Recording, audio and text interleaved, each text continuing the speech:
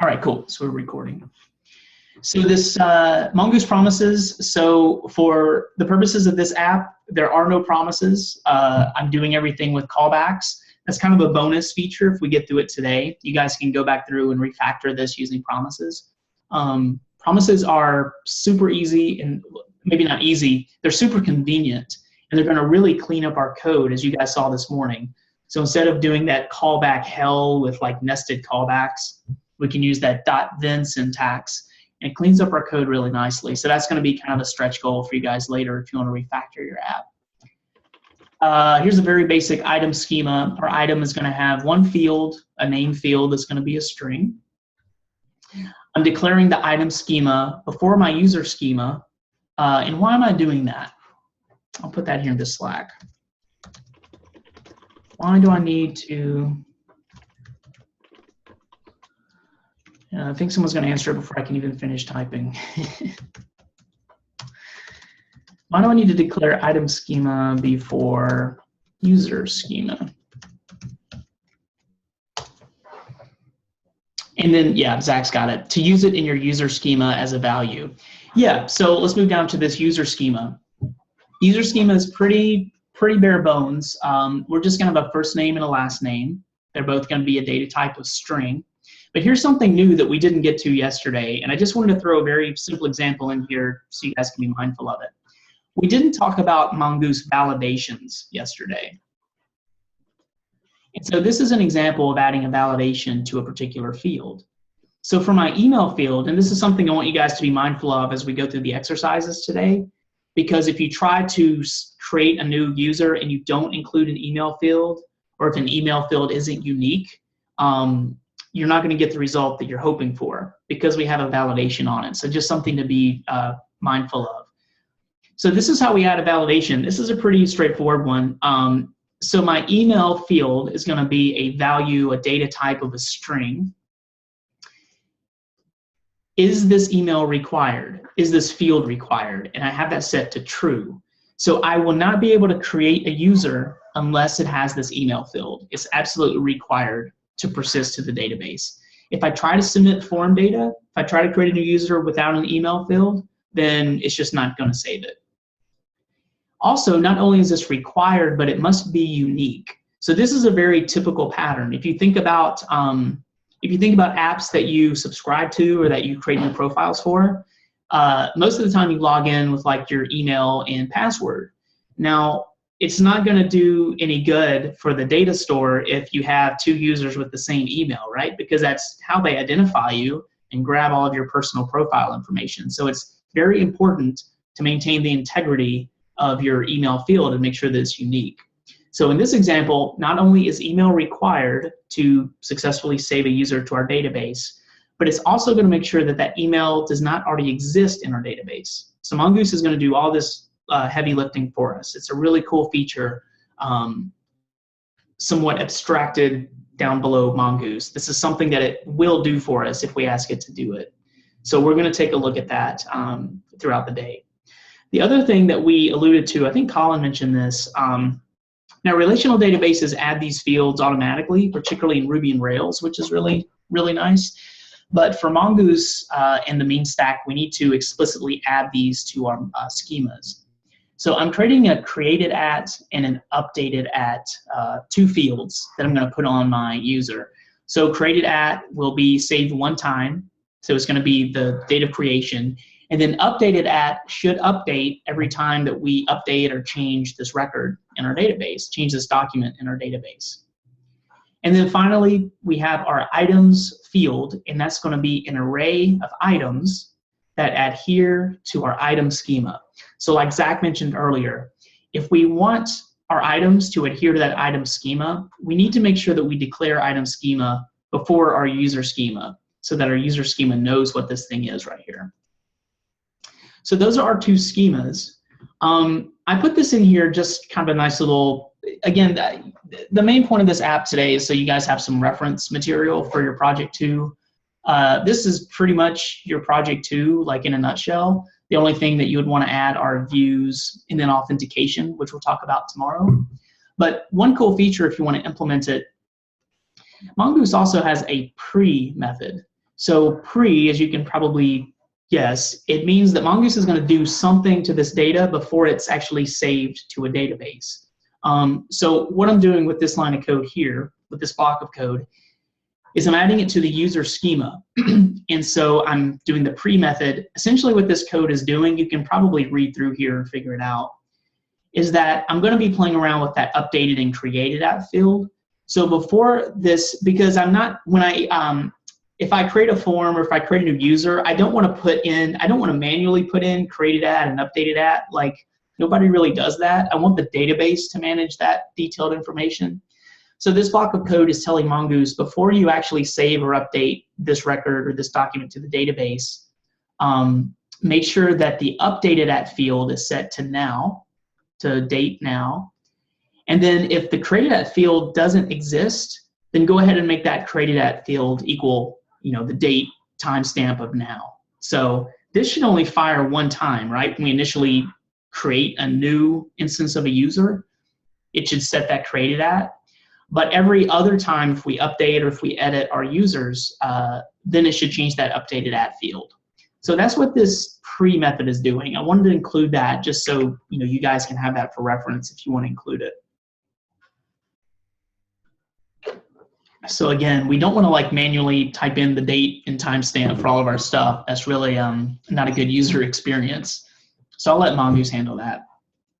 Down here on 29 and 30, so this should be similar to yesterday. This is how we take that schema and we kind of compile it into a model. So I'm creating a user model and an item model. So I'm calling mongoose.model. What does this first argument in quotes mean for both my user model and my item model? What does this first argument represent here, the string? Is that ultimately going to be like our collection? Yeah, exactly. Name? So this is just the convention. This is just how Mongoose asks us to supply it. But yeah, this tells Mongoose that when the user model is associated with a collection in our database that's going to be called users. So the convention is that we put like a capital singular name for the collection that we're using, but Mongoose knows that when we put capital U user, that it's actually going to find a users collection in our database. And the same thing for item here. Now, we're actually not saving item to a collection. We're actually embedding all of our items into our users, right? So when we go into our database, we're only going to have one collection, and that's going to be our users collection. However, when we compile our schema into a model, this is just how we still need to set it up to adhere to Mongoose's documentation and how they prefer this thing to be set up. So even though we're not going to create an item collection, an items collection in Mongo, we still just need to set up our instantiate our item model in this manner. And then finally, the module.exports. So this may look a little different than what we did yesterday. I think yesterday we did like, user model, user model. So remember that module.exports is just a fancy object. So you can name these keys and values. Well, the keys you can name whatever you want. The value needs to be specific, right? So this value, I'm exporting a user model, and it definitely needs to match this variable user model here, because that's my like schema compiled model example. But you could put user model here if you wanted. I'm just using user and item just to make it a little simpler. But you could call this, user model example if you wanted, whatever you want to do. You just need to make sure that in some other file that you require this schema.js, you just need to make sure that you get this property right when you try to call it. So that's our schema.js. Our seeds.js. So seeds.js we run independently, right? This isn't part of NodeMon because we want to be very explicit when we want to seed our database. So that's why here at the top of seeds.js, I'm adding in the Mongoose Connect to the database again. I already have this line of code in my app.js, right? I already have it right here. However, the seeds.js is completely independent to my app.js. They aren't connected in any way because that's really going to be it's really going to be a pain if every time NodeMon restarts, it also like reseeds my database, right? I don't want that to happen. That's not the way I want to set up my application. So in seeds.js, which I'm going to run very explicitly, going to run node db/seeds.js. I just need to declare that in here at the top. Here's where I'm grabbing my models. We'll take a look just a second. I just went ahead and created a models folder for us and created an item and a user model file. We do that because it's really helpful if down the line, if we want to add like some more specific validations or some kind of other feature of Mongoose, it's just nice to have that information in separate files so we can go ahead and play with it that way. But my seeds file, I'm pulling in my two model files so that these seeds know what a user and an item looks like, right?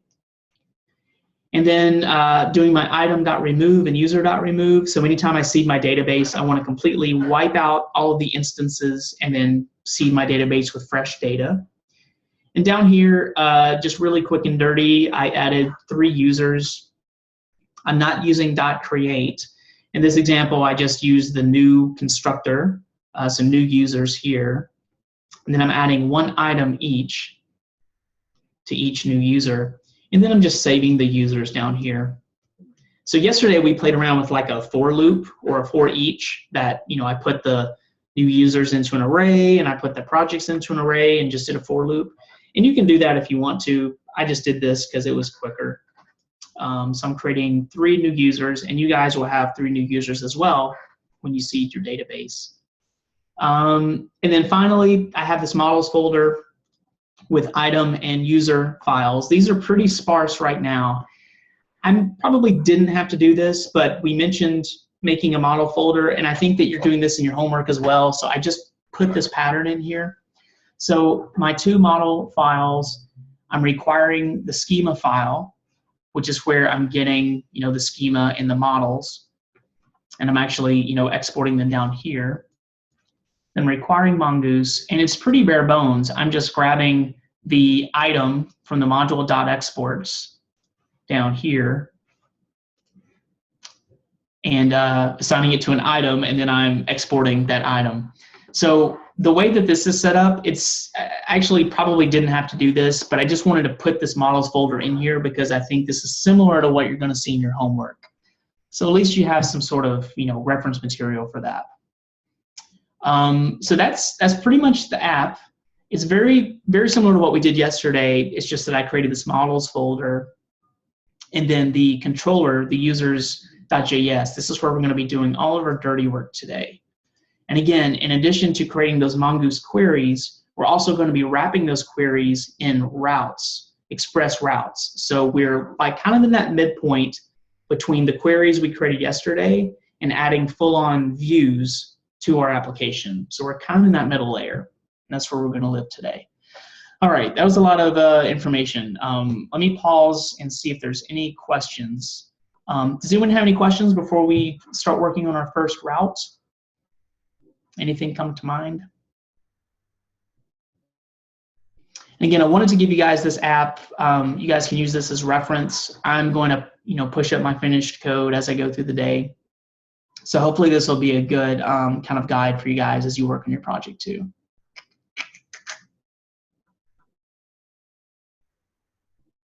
All right, cool. So I'm going to get started. So again, I will ask you guys to kindly just kind of, you know, put the hands up, watch me walk through this first route, and we're going to take a time out and let you guys implement the route. But I just want to make sure, again, if something breaks, if you get stuck, that's totally cool. Just, you know, kind of hang out for a minute and try to, you know, watch the process, and then we'll stop and get you up to speed. So the first thing we're going to do is create an index route for our users. So let's see what that looks like. And again, all of the code is pretty much in the lesson plan. I would just ask that you actually type it out instead of just copying and pasting it. Yeah, so here's what our first index route is going to look like. And I'm going to type it in here. So the first thing we're going to do is use router, and we're going to use a get for this. So remember previously in our Express apps, we were using app.get, app.post, and such. But now that we're using Express Router, we're going to attach all these routes to this router variable. And it's going to give us a little bit more flexibility throughout our application. So this first route is going to be a get route, and I'm going to want to get all of my users and push them to the browser. That's the idea. So, yeah. Yeah, could you make your font bigger on? Yeah, sure. Cool. Is that better? And actually, are people supposed to be coding along here as well, or? No, please do not code along right now. Just give me like 2 minutes. Let me build out this route, and then you guys can follow along. Okay, so please don't type anything. Just hang out, have some coffee for a second. So can you guys? Is this okay? Is this a little bit larger? Do you need it more zoomy, bigger, smaller? How's that? That slash actually means /users, right? Yes. Yeah, it means /users because we're using Express Router. So all of our routes in our users.js, we don't have to put this /users because Express already knows that once it gets a request at /users, that it's going to be hitting all these routes. So it's a little kind of just, redundant to put /users here. All we need is. Would it be redundant or wrong? Because would that be? It would be wrong. It would be wrong. It will not work. It will be wrong. Cool. So this is going to be our users route. So let's put in function. And so now, unlike yesterday, now that we're dealing with Express and requests and responses, so now we're going to see our old friends request and response. I'm just using REQ and RES instead of typing out request and response. You can do whatever you want. I'm just using this for a little bit less code. And then let's open up our route here. So the query that we're going to use, and you guys should be pretty savvy at this, I'm going to do user.find. So this is pretty much what we put in to Mongo. We do like database.users.find. So the .find is a Mongoose method, but it's pretty similar to what we would do in Mongo if we went to the shell. So remember that the proper way to do this is we want to put an empty object in here, because find actually will let you search for like by name. It'll let you search by any field, any key value on an object. So the proper way to do this when we're building the Mongoose queries is to put that the empty object in there. And now, so this should be familiar. So remember that our callback for our Mongoose queries, they take 2 arguments. The first argument is an error argument. And then the second is the actual piece of data that you're returning or that you're writing to the database, etc. So for these examples, I'm going to use users because I'm finding all of the users, and I want to do something with that huge users array of objects that that's going to be returned to me from the database. So we got that, and then let's fill out our callback function. Just to be sure, I'm going to put a console log. I want to make sure that this is working server side and client side. So I'm going to console log users, and I'm going to see that here in my NodeMon prompt in my server logs. We're also going to start using these res.sends to send this JSON data to our browser. Now, we're not going to be creating views just yet. So eventually this is going to be, res.render like we did with handlebars. But just to test this out, we're going to do some res.sends today. So I'm also going to send res.send users to the client side, and just to make sure that it renders. So this route looks good. Let me put some more semicolons on there. My server started, great. So now I'm going to go to the browser. And again, to hit my index, my user's index route, it's going to be /users. So let me hit enter. And there we go. So now I'm sending that JSON data to my browser. I can see it here. Remember that I have a Chrome extension called JSON View that tidies this up. So if you're seeing like some more like JSON-y data garbage, I'm happy to slack out that Chrome extension. It just kind of prettifies your code, your JSON in the browser. But essentially, this is what handlebars and what our view is going to grab. So in handlebars, when we put in For example, if we created a view and we put in something like users within handlebars, this is exactly what that users object consists of. It's an array of all of the users. So what you guys will want to do with your view, obviously, is you want to create, maybe an each or something. You probably don't want to render like created at and updated at to the screen, or maybe you do. But you probably want to print out like the first name and the email. You may want to loop over the items to show the items that belong to a user. But this is essentially the data. This is a JSON object. This is the data that your handlebars is going to parse through and render. Additionally, since I console log users, I can also see this data in my server. Again, I'm just doing that to make sure that things are working on both sides of the equation. But that looks pretty good. So we're done with the index route. So let's pause right there, give you guys an opportunity. So go ahead and add that code to your index route. Now, refresh this. I think I added some udo prompts in here. There we go. I'll put this into Slack. So go ahead and add this index route and then test it out in your browser. It'll take a few minutes and do that. And again, all of the code, not trying to be tricky or anything, all the code's in the README. If you want to use that for reference, that's great, but I would just encourage you to type it out instead of just copying and pasting it, just to get practice with that syntax. So let's take a few minutes and do that. Give me a thumbs up in Slack if you don't mind letting me know that you've completed that, and then we'll move on to the user show route.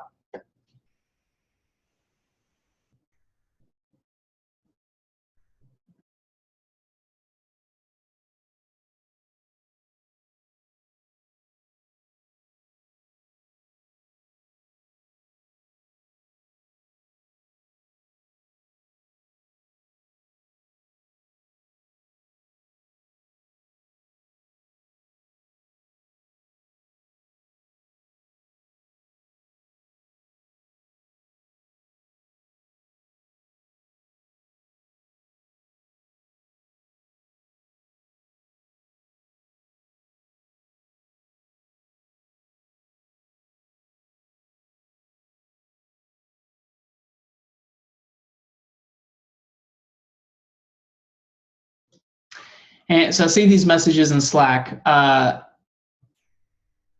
think we need to seed our database. I don't think I walked through that step because I'd already done it. So you guys in your terminal prompt run, I think it's in the lesson README, but I'd already done it, so that's my bad. Go ahead and run a node dbseeds.js. So that's why you're getting an empty array. So your route's working, there just isn't any data in your database. So try running that node dbseeds.js, and you should have those 3 user objects in your array.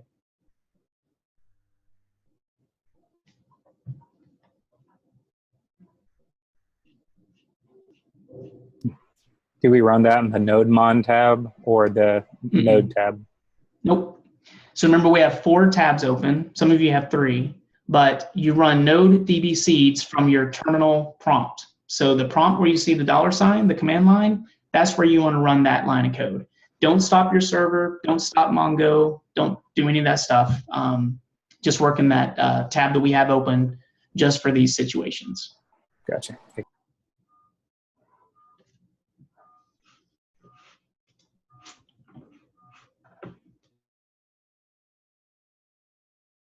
It seemed like when I did that in just the regular terminal tab that it was like trying to run another instance of Node inside that regular bash one. Sorry, say that one more time. Well, when I did the Node DB seeds inside my like terminal tab with the $, it seemed like trying to run a whole another instance of Node again, so I had to like turn it off. I get it to like render, and when I go to like localhost 4000 guest users, I just had to turn it back off in that tab. Do you mind sharing your screen quickly? We'll take a peek. I'm not quite. I'm not that concerned with it, but I'll show you. Sure. See how like when I did it, it like looked like it was trying to start up like another instance of Node or something, so I had to like turn it back off. Yeah, that's but, I mean, it still all came fine. It just looked like it was trying to run another node mon or something weird. Yeah, that's fine. So sorry, okay, thanks. Yeah, so that's what happened yesterday. So when you run that node db seeds command, we open up the connection to the database, but we haven't put in code to exit the database. So you'll see, it'll add the 3 users, but you should probably see like a little blinking prompt because it's still like, it's just kind of in limbo. It's still like connected to the database. The way that we could fix that in our app.js is we could put like a db dot exit command or something, so it'll exit the Mongo engine once we do some sort of command to it. But that's what we were doing yesterday. So if it feels like it freezes, you can just do a Control C rather, to get back to the terminal prompt once it seeds your database. That's a good catch. Now I just put into Slack, I think we mentioned this earlier, if you guys are interested in that JSON view Chrome extension that'll kind of clean up your JSON in the browser, just put a link to that. You can check that out. It's pretty handy.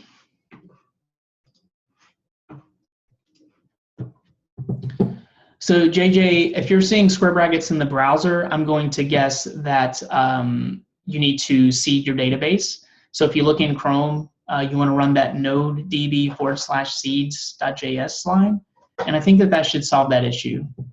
So I think it's hitting your database correctly. It's just that we don't have any data in there yet.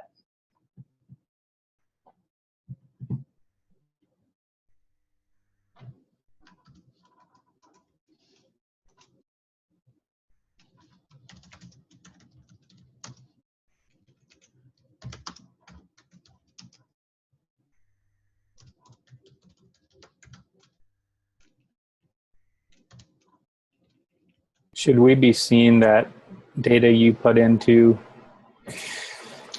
Yeah, you should be seeing. Yeah, what I saw in my browser window, and there's a screenshot in the lesson as well. Yeah, you should be seeing that. Are you seeing something different? Yeah, it says cannot get. I'm getting user created in the node. Okay. Hey, And the Brad, Mongo says database connected. I'm listening on port 4000. Yeah. I think this happened to me, and I was writing everything in the wrong users.js file. So you got to write the index route in the controller users.js and not the models, just in case. So I had the wrong one open up. Also, Brad, check the path that you're putting into the URL. So it needs to be localhost :4000/users. That's the route that we created. Also, I think that was Richie that was just speaking. So again, keep in mind that the models are singular, right? Because they're like a singular model prototypical instance, like we're going to create new instances of something from this singular model. So again, just be mindful that if you notice in Atom, the model files are always singular. So it's item.js, users.js. The controllers are generally plural files because they're managing every instance of a user and such. So our controllers file is called users.js. So it's not like we have 2 users.js or 2 user.js files. One is singular, one is plural, and there's definitely like a reason and a pattern, a convention, if you will, for that. Hey, Mark, for some reason I can't get it to render in my browser. I see everything. It says the users are created. If I run in Mongo the command to find it, it shows the objects, but just can't get it to render in my browser. I'm in the users.js and controllers, and I got that command. Okay. Do you want to share your screen? We'll take a peek. Yeah, sure. 1 second.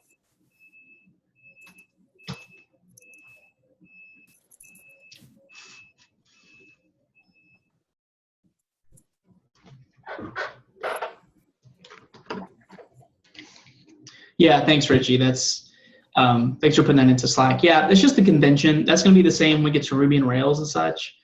Models are singular, controllers are plural. Sorry, kind of mess. All right. So basically, this is the command I put in. I mean, the code that I put in. Okay. In here, it's saying that it's connected. My Okay. Mongo is showing like when I do the find.pretty command. Oh, good. And it says that the users are created. But when I go here It says cannot get. Okay, so I must have missed something maybe, I don't know. yeah, let's make sure that you got, so router.get looks good. Function request, define users, console users, or send users. Okay, let's go to your app.js, take a peek.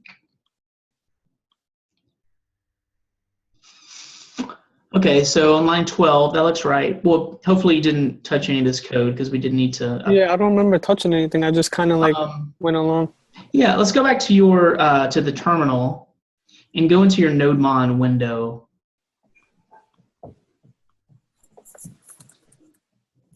Oh, you mean the server that not that one, but you should already. So, yeah, the one that says connected. Oh, I had it. Yeah. Yeah. So let's see. Okay, so Control C to get back to the terminal prompt. Let's try NodeMon app.js. I think it just didn't. So we want to run NodeMon, so we don't have to like restart. Mm-hmm. So I don't think it did your changes. So try that now. I think it worked. Oh wow, thanks. Yeah, no sweat. Yeah, so yesterday we used Node just because we were dealing with like server-side stuff, but today we're going to be doing like requests and responses, so it may be a little bit easier to use Node. Yeah, that's what I was thinking. For some reason, I got used to using Node, so I just kept using it. Yeah. It's not a no. Thanks. Cool. All right, so we have, how many thumbs ups? Sorry, there's some more stuff here in Slack. I'll put this in one more time if you guys don't mind.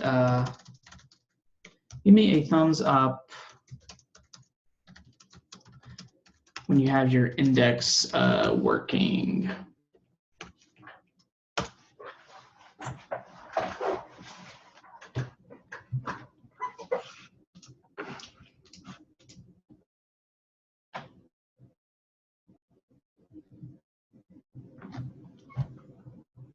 Cool, got 10 thumbs ups.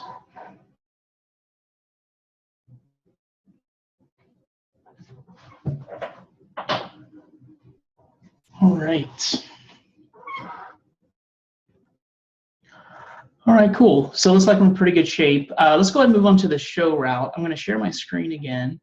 And again, if you guys don't mind, just hold tight for a minute and watch me add this route, and then we'll give you guys a moment to add the show route. So this is the, after this, we're actually going to use another tool to send form data. So we're not creating any views today. We're not creating any forms today. But in a minute, we're going to download a tool that's going to actually let us send form data and kind of mimic that, that experience when we add information to a form and try to send it to the server. So this is going to be like the last route that we're able to easily check in our browser. But let's put in the show route. It's going to be pretty similar to what we did with our index, but this time we're going to be looking for the specific ID of the user instance that we want to see details for. So this is going to start, again, we're attaching all of these routes to our router because we're using Express Router. So for this one, it's going to be /users/ID. And again, we don't need to put the /users in here because we already declare it in app.js right here on line 11. So Express already knows that if we go to a /users, it's going to look in our users controller, which is in our users.js file.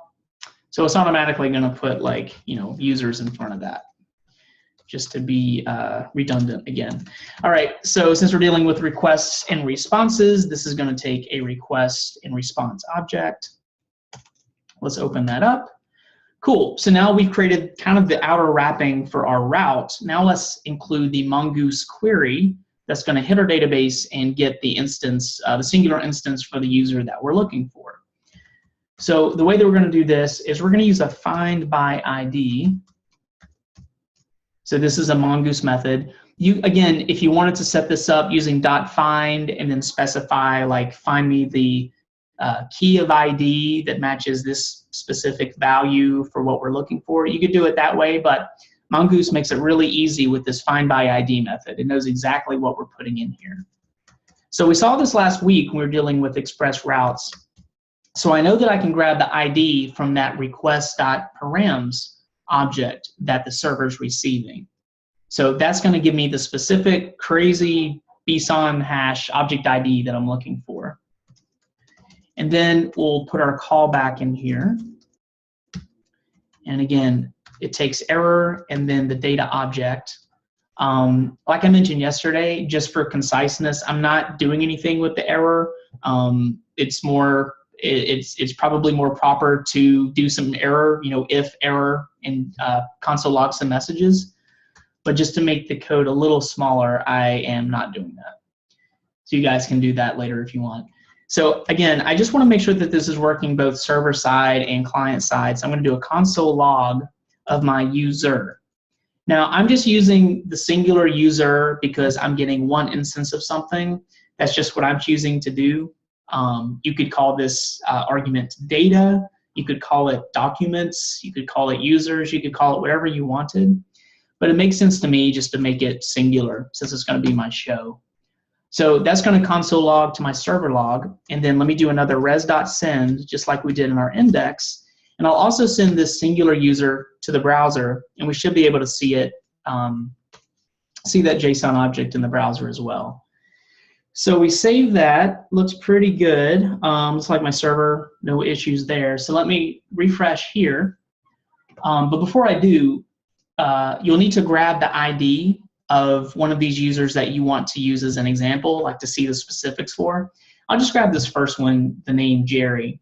So what I'm going to do is copy the ID for Jerry, the object ID, and I'll put it into my URL. So it'll be users / that crazy ID. And now if I hit enter, I get the specific data just for Jerry. And so that's how we want to test out this show route. So yeah, so that's our show route, 2 down. Go ahead and work on that. I'll put this into Slack.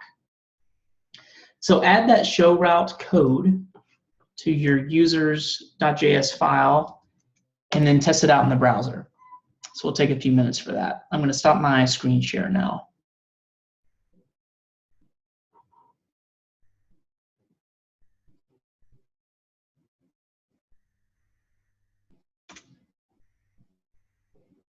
Go ahead and give me a thumbs up in Slack once you get that working.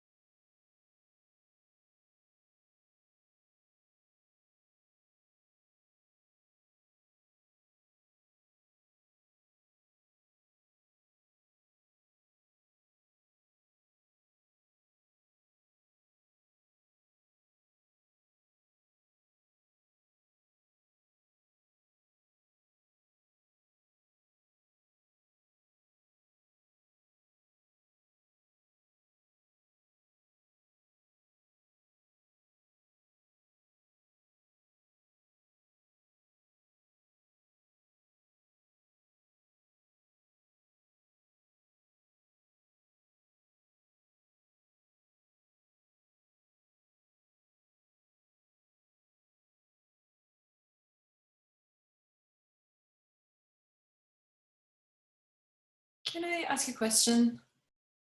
So can you please have a look to my terminal because I'm getting this error and I don't see stuff on my browser.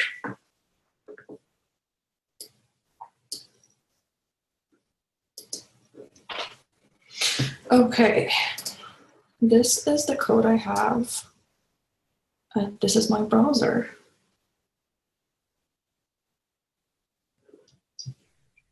Okay, so how are we going to test out the show route? Well, actually, I couldn't get it for the users. I see the stuff here, but I didn't get it here. Yeah, so what do we need to do to your route? What route do we need to hit to test it out? Zorella's helping you out in Slack. For this one, for the show. Mhm. Okay, I gotta read that message. So what you have in your browser right now is for our index route, right? It's going to get all the users. Mm-hmm. What does our show route look like if we want to see one instance of a specific user? The ID. Mhm. So what do we need to do to our route in the browser? We need to add the ID. Mhm. So I should go and grab the ID and paste it into the browser. Yep. Yeah, so ideally, once you start creating views and such, you'll probably want to make your users clickable, right? So you just like click on a user and it'll automatically submit the correct ID for that user, that kind of thing. But right now to test it, since we're not officially creating views, this is how we can test out that the route is working. So we have to do it manually. Okay, I'm just gonna paste the ID here. Mm-hmm.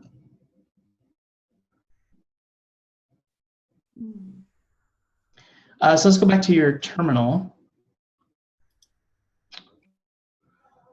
Okay, scroll down to the bottom where you're, let's see if it returned it, if you console logged it or something.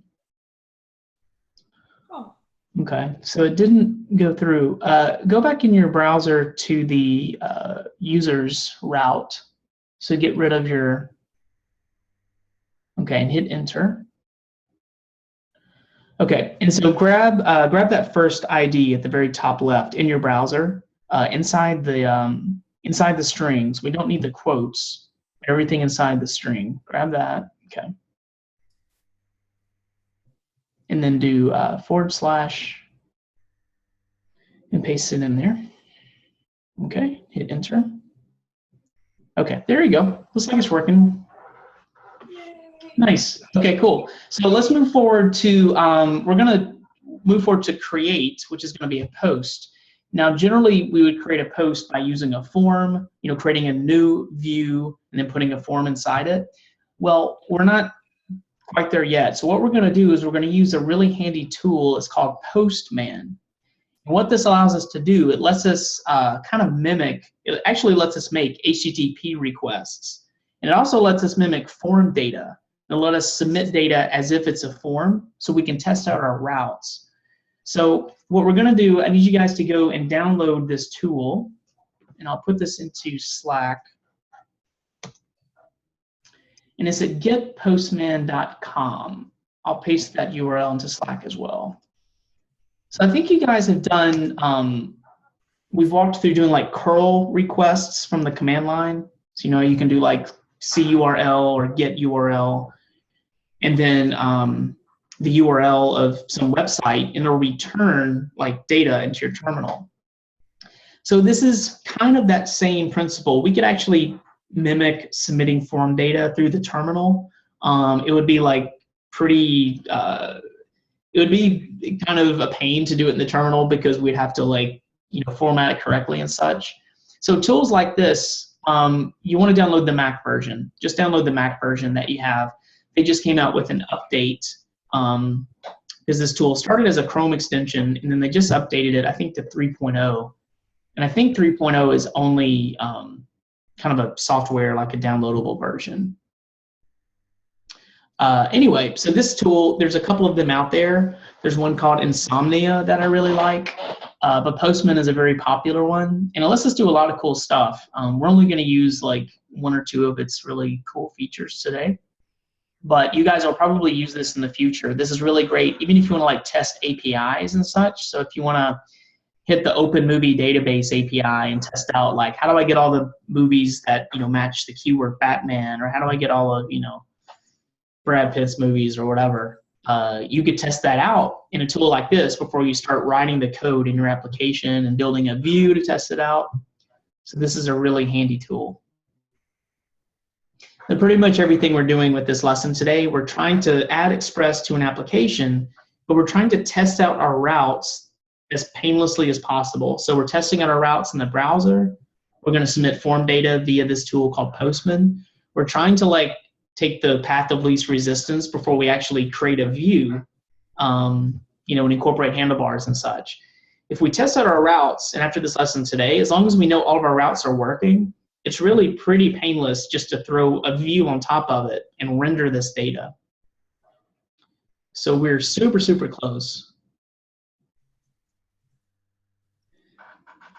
So go ahead and download that, and when you download it, it may ask you to like drag it to your applications folder, something like that. But go ahead and open it up, and because we're going to be using that here shortly for this next step, and I'll walk you through how to operate it. There's a lot of bells and whistles on this thing, so a lot of stuff we're not going to be using today.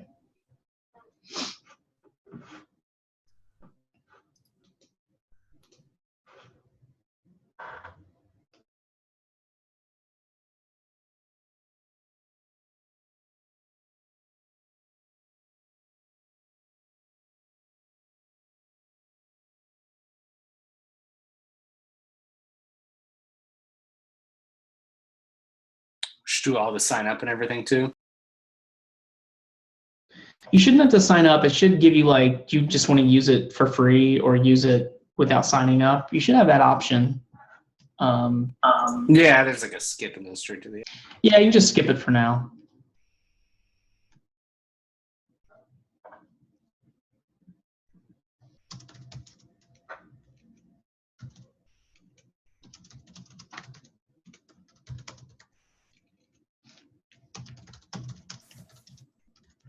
Should we be at where it says like get, post, enter request URL? Is that the right place? Yeah, let me share my screen and just kind of show you what you should be seeing. So I'm going to share my screen now. And if you don't mind, give me a thumbs up in Slack once you have it downloaded and open. Yeah, let me show you where we want to be. So if you open it up, just as long as you can kind of see this type of interface, I'm going to walk through how to actually like send some data. But just so you have it open right here, that's where we want to be right now. And you guys can watch me actually send some form data, and then we'll have you guys do it. But this is a super, super, very, very handy tool to use.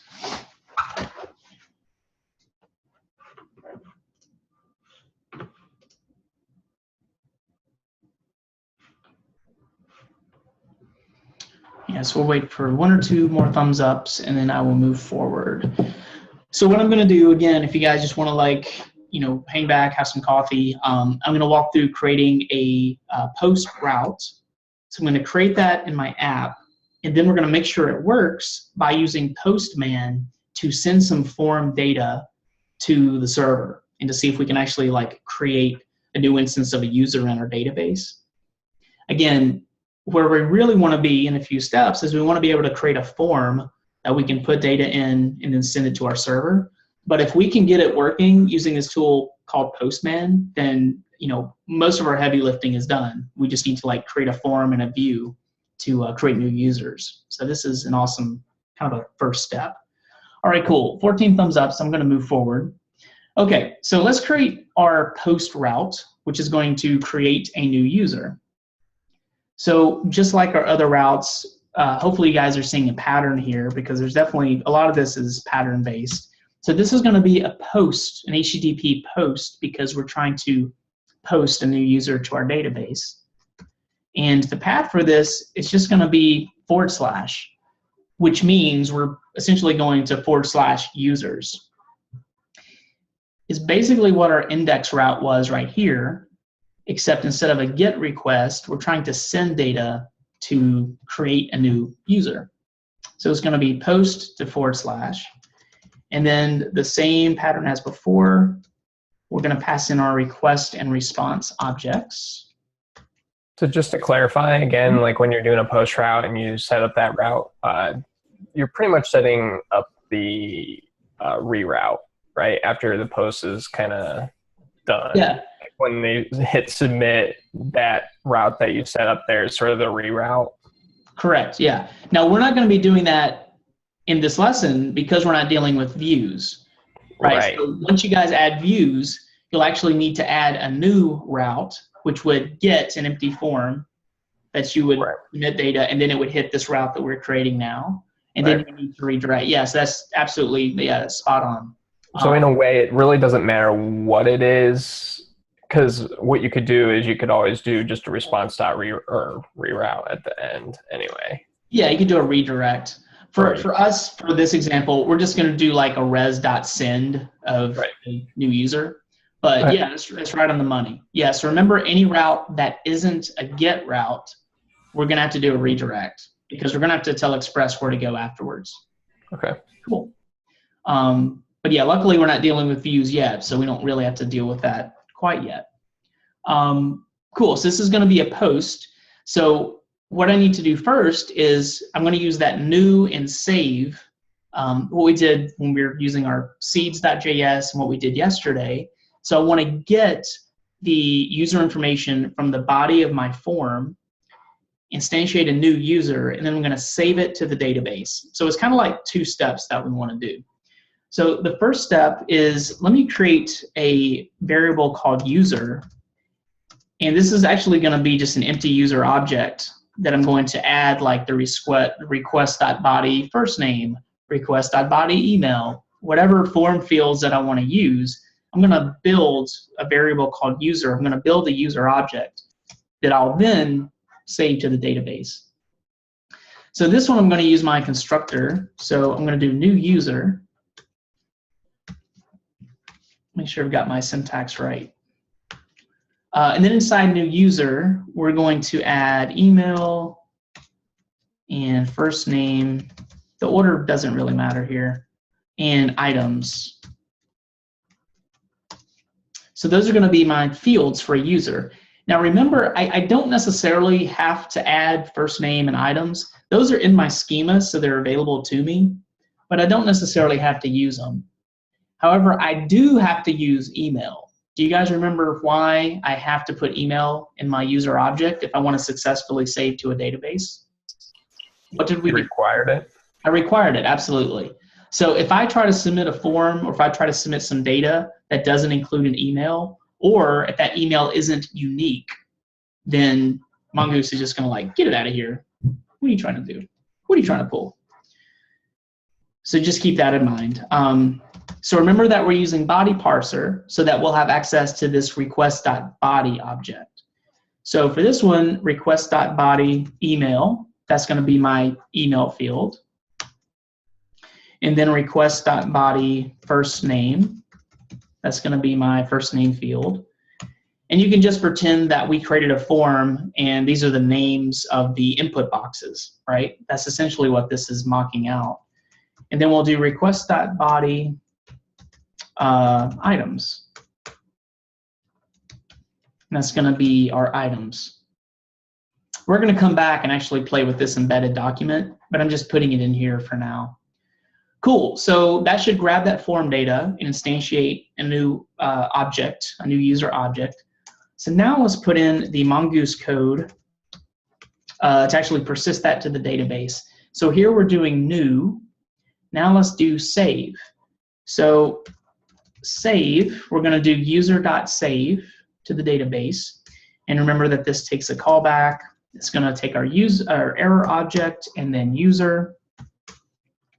And then inside of here, just to be consistent, I want to console log that user just to check it out server side. And then I'm also going to send a response of that user as well, just as JSON, just to make sure that all this is working the way that I hope that it is. All right, so that route looks good. Let's see if I have any errors. All right, everything looks good. Now to actually test out this post route, we're going to need to use this tool called Postman to actually mimic submitting form data because we're not dealing with views quite yet. So here's how we're going to do that. And the instructions are here in the markdown. Let me put this into Slack. So watch me walk through this, and then you guys can play around with it. Let me open up a new tab here. So the first thing we want to do, we'll test out sending form data using Postman. So the first thing I want to do is make sure that you're making a post request. So if you're looking at Postman, right here, this drop down, this gives you a ton of HTTP verbs. Now, we've only been talking about maybe 4 or 5 of these, right? So get, post, put, patch, and delete. Those are like the ones that we use for RESTful routing. But remember that there's actually more HTTP verbs available to you. They're not limited to those 5, but those are just the main 5 that we want to use. So make sure that this is set to post because we're going to be sending data back to the server. Now, the request URL, we need to put in the route that we just created. So the route that we're going to send this to is actually our local host 4000. And we're sending this data to our user's route because that's the route that we just set up. So I'm going to send a post request to this route. Again, this is essentially what we would put as the method and the action if we were creating a form in our HTML. These are like the 2 attributes that we put on the opening form tags. Post request, URL looks good. Okay, so here's kind of the tricky part. Like I said, there's a lot of bells and whistles to Postman, but here's what we want to do to test this out. I want you guys to click on the body tab. And on body, there's a couple of different options. So we're using body parser, and specifically up in our middleware code, we put URL encoded true so that it'll be sent as a nice JSON object to our server. So we want to honor that agreement that we put into our Express app. So make sure that you submit this with this second option, this x form URL encoded. You don't need to know what's going on under the hood or worry about it. We just need to select this so that it matches up with how Express is expecting our data to be sent. So once we do that, you can probably notice that we have these key and value boxes. So this is where we can mimic submitting a form. So the first key that I want to send, let's make it first name. Just pretend that it's an input field in my form. Let me make this a little bit bigger for you guys. So hopefully that's a little bit better. So first name, let's make value. I'll use Christine as an example. I hope that's okay. So first name, Christine. We don't need to put these in quotes. JSON is going to do all that for us. You only need to submit kind of the raw information here. You don't need to put quotes when you're entering these key value pairs in Postman. So that's the first name. Now remember that the other thing that's absolutely required and must be unique is email. So I want to put an email in here. So I'll put Christine at Christine.com or something. I'll just put gmail.com. If I could spell Gmail right. Cool. So we're not going to worry about items right now. We'll deal with that when we deal with embedded documents a little bit later on. But yeah, this is a pretty basic form. So once you add first name and email information, let's go ahead and hit send, and we'll see if this worked correctly. So when you hit send, remember that we're doing that res.send in our route. And so even in Postman, when we submit the data, it's going to send back that object that we just created. So that's pretty cool. So it looks like this works successfully. Let me go into the browser, and let me go to my users route. Let me get all the users, and then let's see if Christine now shows up when we go to our users index. So if I hit enter, so there's Christine right at the bottom. So it looks like we were able to successfully mimic a form situation using Postman, and we added a new user to our users array in Mongo. So pretty cool. So we know our route works. We know a form's going to work. Now the only step is to create a view and create the form inside it, and we have pretty good confidence that it's wired up correctly. So let's pause right there and let you guys play around with that.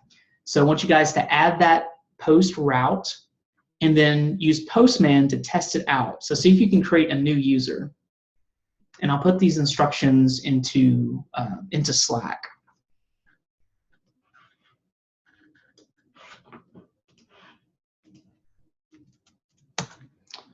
So there you go. And then remember, all of this code is in the README. I'm happy to Slack it out as well.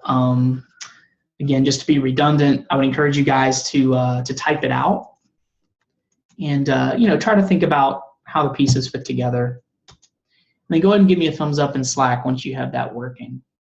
By the way, while you're in Postman, you can also mimic what we just did in the browser. We could also test out right here. We could also do a GET request in Postman to see all the users as well. So if I wanted to do that, I could change this to a GET request, and I'm going to /users, localhost 4000 /users. Now if I do a send, I still get that same JSON data whether I'm using Postman or whether I'm using my browser. You should get that same list of, or the array of 4 user objects.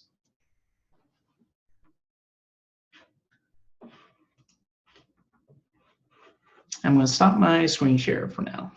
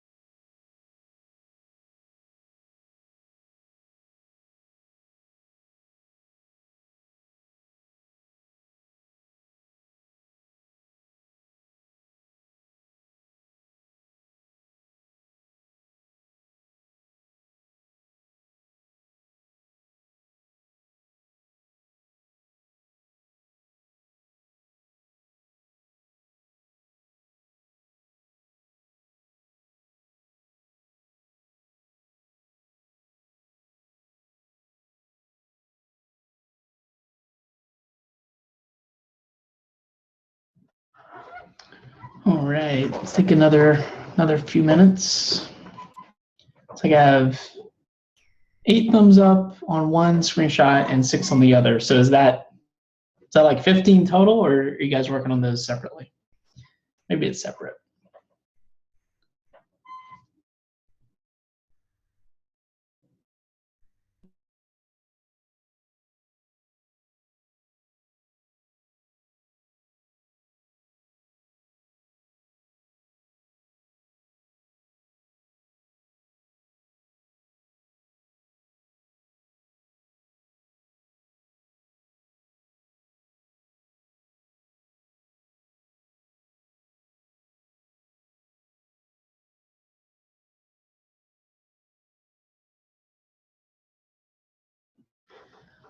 All right. See a couple of folks typing.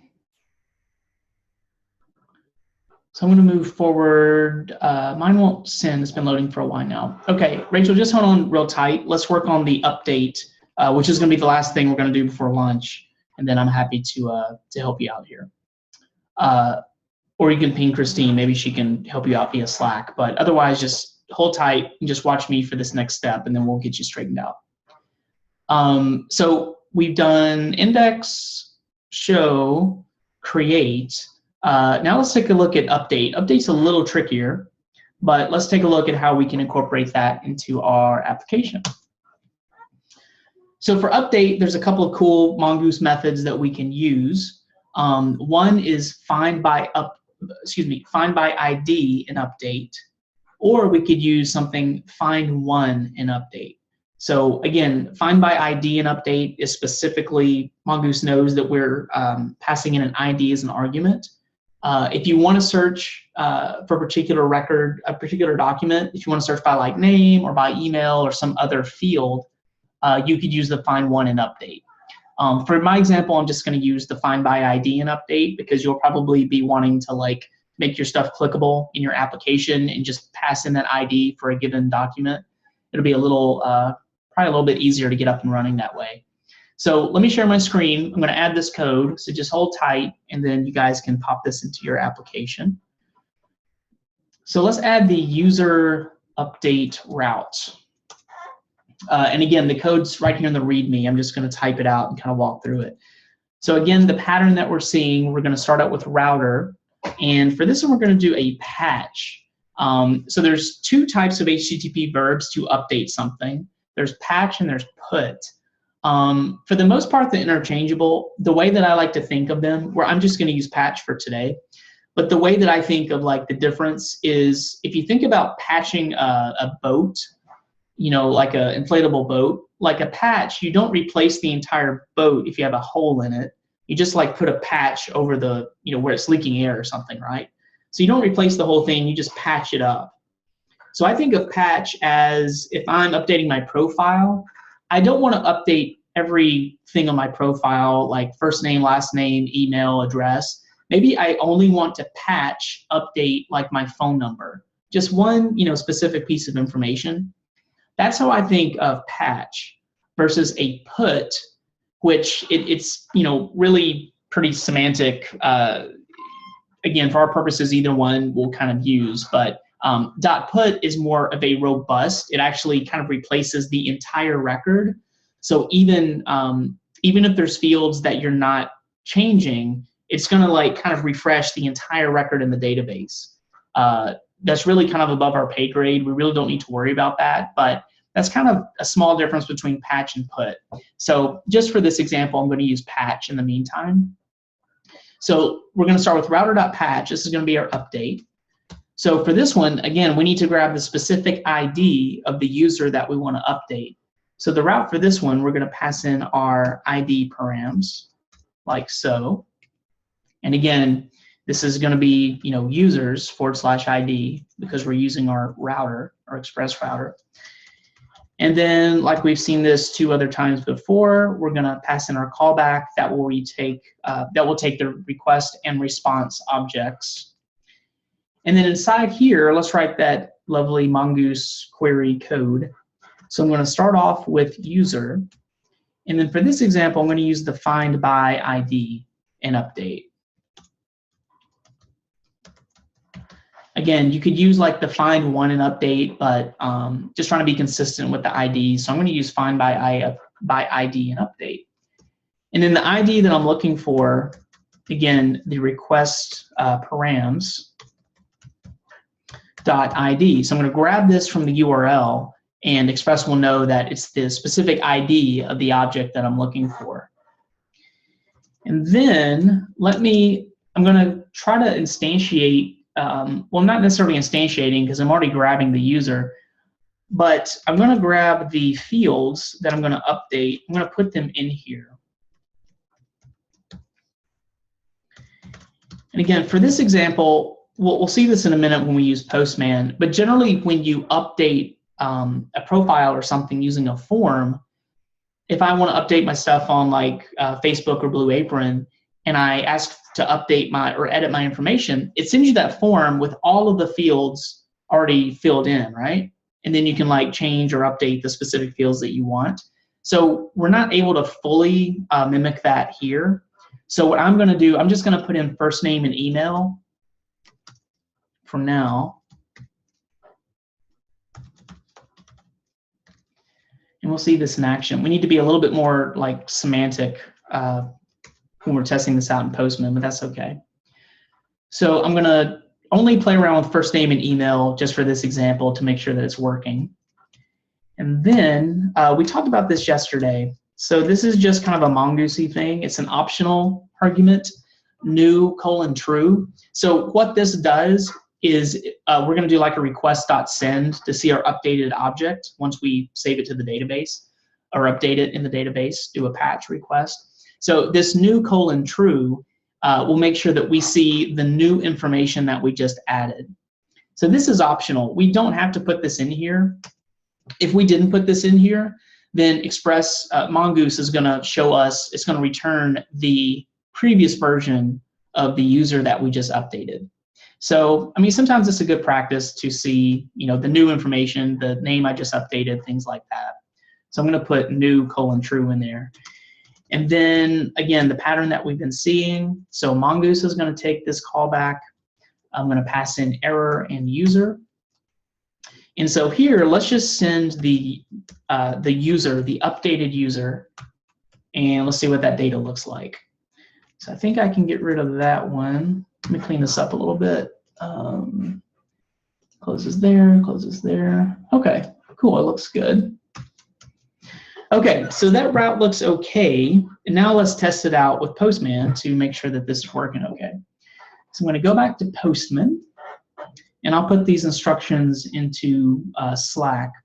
But the first thing that I want to do is I want to make sure that I grab, like, use a GET request to get a specific user that I want to update. So I'm going to do that with something like this. So I'll go to localhost 4000/users, and then I'm just going to grab the specific information for this particular user. It'll just make my life a little bit easier. So let me update, I'll update the Jerry record since it's the first one. So just so I have the data, I'm going to go ahead and just grab Jerry specifically, just so I have this right in front of me. So the next thing I want to do is I'm going to make a patch request. So on the drop down for the HTTP verbs, let's change that to patch. And remember that the URL doesn't change because I'm still going to /users/ the ID of the user that I'm updating. So I'm still trying to update Jerry. So the URL shouldn't change at all, which is nice. And then like we did with our create, let's actually add some information to a form. So again, I'm going to go to body. I'm going to go to x-www-forum.url encoded, just so we get that nice JSON formatted data sent to our server. And then, so I'm doing this in the same tab I used earlier, so you're still going to have like the previous data from the previous thing we did, and that's okay. I'm just going to clear that out. So let me send first name. Let's change Jerry's name to, I don't know, Greg.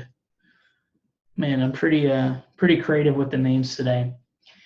And then let's add in email. So again, if we were doing this with views in a form, all of this data would already be populated in the form and at our disposal to update or change. But we just need to be a little bit more explicit since we're using this, you know, tool called Postman. So I'm going to go ahead to make sure that this actually updates.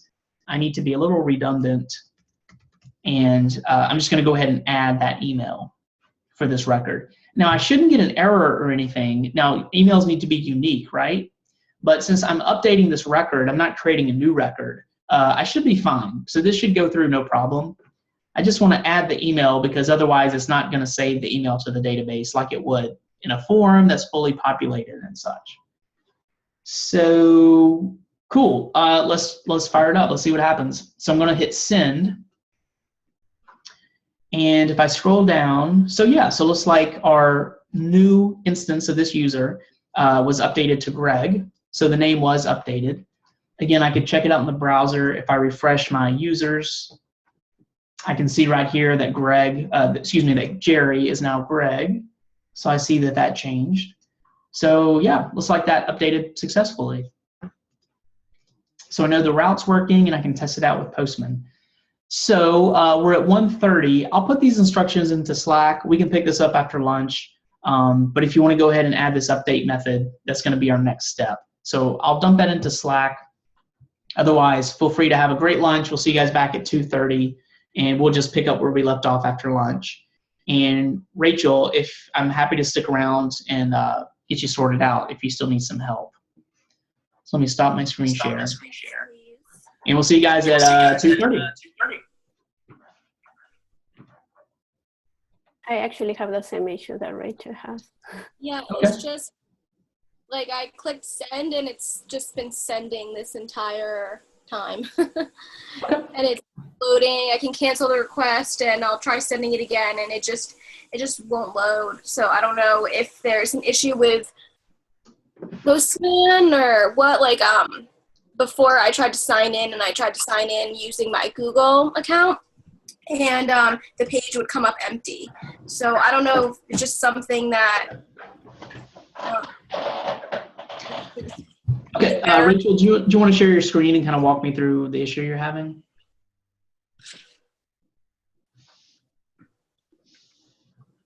So it's just been sending this whole time. Okay, go ahead and click cancel request. Okay, so you were trying to do the post to Christine. Go into let's check your terminal. Let's make sure that your server is still, see if we're getting any errors or anything. Okay, so that's connected. So go into your browser or actually you can do it in Postman, that's fine. Just refresh, go to /users with a GET request.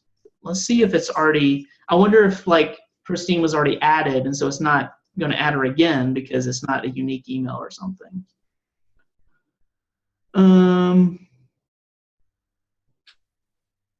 Yes, that's taking a minute, so no worries. Yeah, go ahead and cancel that request. It shouldn't take that long.